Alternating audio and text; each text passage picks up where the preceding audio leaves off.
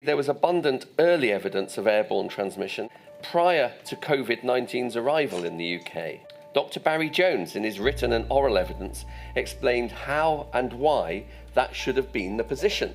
It was defined as aerosol transmitted from the very moment it came into the country. It was an airborne, highly consequential infectious disease, as indeed SARS-1 and MERS were and still are. Professor Beggs knew that.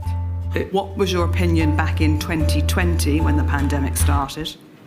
It was airborne. Professor Catherine Noakes. It was fairly clear from early stages that it was transmitted through a respiratory route. So we started to see really quite early on that the vast majority of transmission happened indoors. There were what we might term super spreading events, a red flag for airborne transmission. The outright denial of the airborne transmission route was never justifiable. The infection prevention control specialists who dictated guidance during the pandemic made statements which were not based on evidence. One could even call them dishonest statements. For COVID-19, the predominant mode of spread is droplet and contact.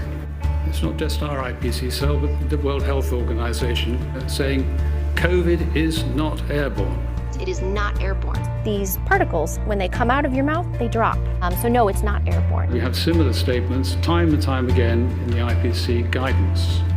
All this was not based on any evidence whatsoever, and yet they kept telling us in our responses to our many letters, we are following the science. This is the result of the latest scientific review. This represented what we knew at that time in late March. That is untrue.